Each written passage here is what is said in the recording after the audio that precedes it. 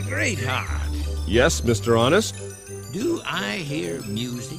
Aye, that you do. Are we approaching Vanity Fair? Aye, we shall get there shortly after evening sets in. Oh, I fear this place. Why so? I hear tell that at night one is easily beguiled by the bright lights and music. I hear furthermore that the drunkards and addicts are hid in the back alleys, so that all appeareth to be harmless fun. Ah, and thou dost fear that thou shalt be tempted with its vanities? Nay, not for myself. But I have 2 unwed sons, and I fear for what their eyes shall see, and their ears shall hear in this place. Fear thee not, mother. We shall look straight on before us. And stop our ears with cotton, if need be. Ah, good boys you are. But just the same, you are young, and If it give thee any comfort, madam, I know a righteous man in the outskirts of the city named Mnason. He hails from the land of Cyprus, and doth provide lodging for weary pilgrims. Indeed? Yea.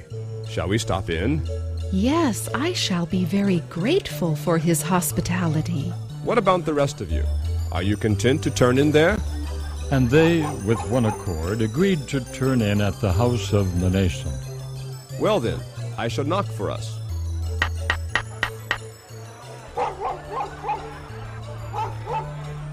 Why is there a delay? I fear we may be as Lot and attract an unruly crowd. I think because this is such a dangerous town. Friend Mnason! Is that you, O Great Heart? Aye! Hast thou lodging for a band of pilgrims? But of course. Do come in, one and all. Thank you. My, you look weary. How far have you come today? From the house of Gaius. My, no wonder. Come into my parlor, one and all. Here, sit you down. My, 3 lovely women with you this time. What a rare treat. Here, madam, sit you here. Thank you, sir. Well, Mnason, the house looks even better than when last I was here. Well, thank you. We try to improve it a little as we have time between batches of pilgrims, albeit they seem to be coming more often and to be getting larger. Do you think we should add on another bedroom or 2? I would advise it, sir. The time is coming when all who hear his voice will be going on pilgrimage, for the end of all things is near at hand. Then I shall do it. And when I have finished entertaining the last band of pilgrims, I shall lock my door and walk on behind. But until then, we're here for the pleasure and the comfort of one and all. Now, what can I do for you? Well, you have already given us our chief desire. Oh? Yes, for some hours we have been dreading the idea of sleeping in the streets of Vanity. Sleep in the streets? At night? Oh, my, no. No. 'Tis scarcely safe to walk them in the day. That is why my lord hath employed me to open this house. Well, right glad we are that Great Heart knew of you. And so am I. Now, what else can I do for you? These are all weary, friend Mnason. Can we show them to their rooms that they might freshen up and relax before refreshments? Aye, indeed I shall. Come, one and all, come. So he had them up to their respective places, and also showed them a very fair dining room where they might sup together that evening. Now when they came back down and were set in their places, they were all greatly refreshed and cheery. Mr. Mnason, Good sir? are there many good people in this town? Well, if Abraham were to pray for the town's salvation on the same conditions as set forth for Sodom, I am not sure our town would fare any better. But such as are good here, is there any way to meet them? Oh, of a certain. But why? Why, because the sight of good men to us who are on pilgrimage is like the appearing of the moon and stars to them that are sailing upon the seas. Grace? Oh, Grace, my child. Father? Grace, my dear. Go and tell Mr. Contrite, Mr. Holy Man, Mr. Love Saint, Mr. Dare Not Lie, and Mr. Penitent, that I have a friend or two at my house who have a mind to see them. Yes, sir. Oh, and call thy sister Martha. I see 2 young men here who look to be in need of some good company. With your permission, gentlemen. Oh, by all means. Right, Samuel? I'm sorry. I was drifting in my thoughts. What is the question? He asked if we would be interested in having Grace here bring her sister Martha to join us for dinner. A young lady to join us for dinner? Yes. Are you interested, or shall I ask them both to sit with me? Oh, by all means, of course. Hurry. What he's trying to say is yes, we would love to have your company for a few hours. Yes, sir. Or for a lifetime, eh, Sam? You haven't even seen the other one yet. Who cares? If she be half the woman that Grace is, she is better than either of us deserve. True. Besides, thou knowest that the daughters of these heavenly innkeepers are the best in the world. Well, yes. True so far. Besides, there may be more giants ahead. So, if our mother agrees that these be godly maidens, we may be married men in a short time. So, what's that got to do with giants?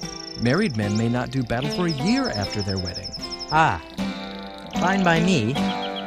Although I do not mind an exciting exchange with the enemy, when we know that our victory is sure.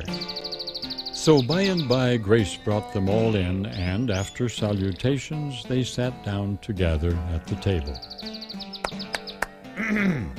My neighbors, I have, as you see, a company of pilgrims for my guests tonight.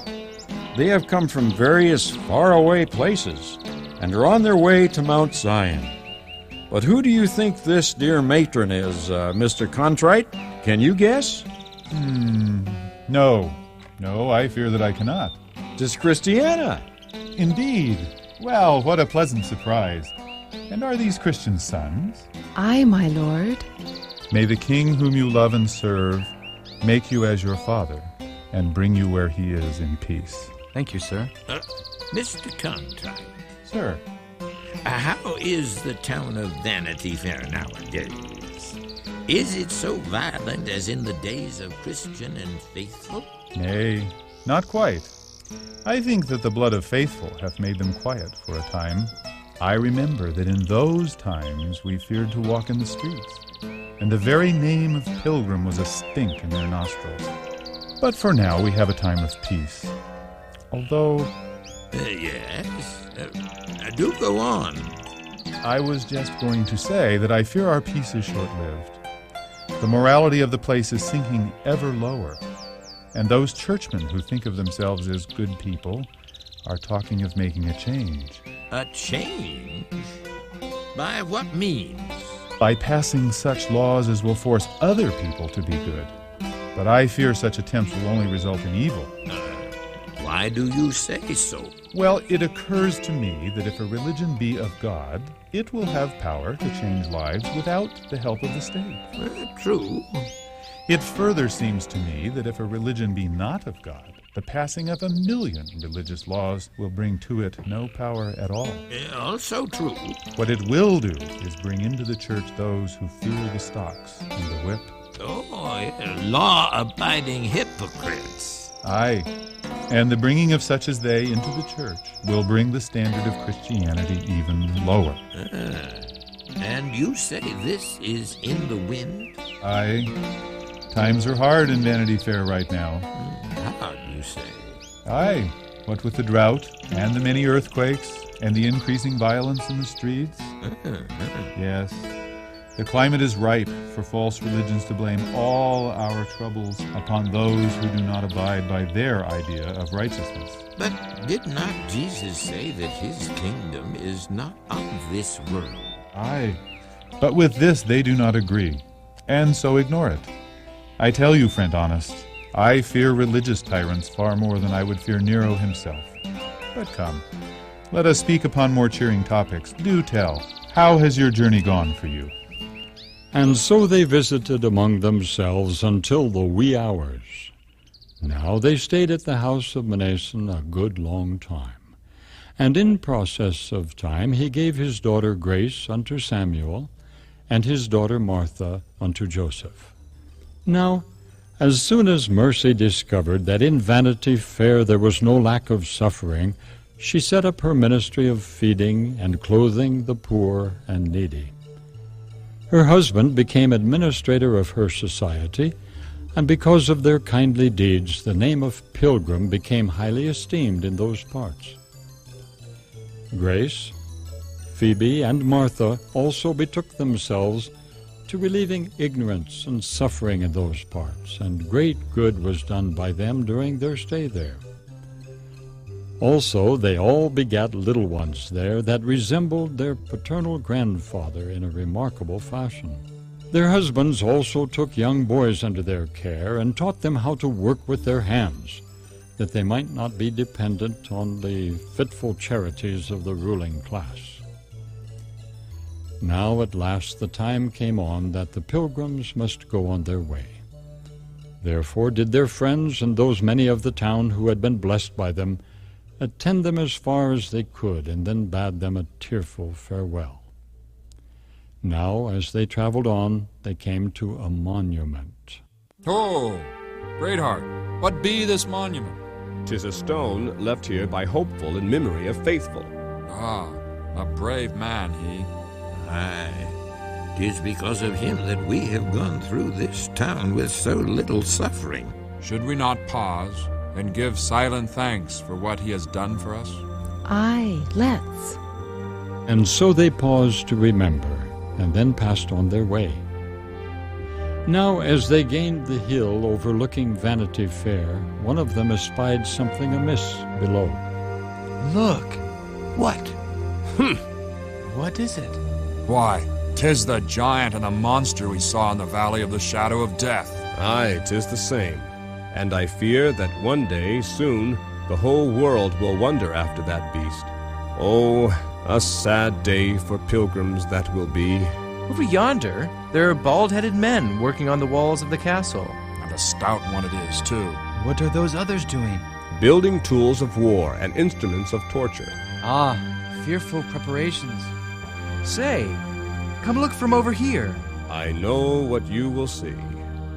What? Greatheart, look. From behind it is a mighty castle, but from here it appears to be a house of worship. Aye, I knew it would be so. But let us be on our way. My, 'tis a fearful preparation for war they are making. Aye, and it is prophesied in the last book that they shall rule for a season. But at the end the beast shall turn and tear the rider to pieces. Then shall he be smitten by the rock, cut out without hands. Should we not run down and give them battle? Nay, that work we must leave for those who will come after. Nay, but who is so able to engage them as we? Of a truth I tell you, Matthew, that in the last days there shall arise an entire army, all of them greater than Greatheart at his best. They shall smite the beast on his feet, and at last, having vindicated the name of God, they shall ascend to the celestial city. As for us, we have done what we could. Forward! I saw then that they went on, and passed by many memorable places that I have told thee of in my first work. But at last they came at the river that was on this side of the Delectable Mountains.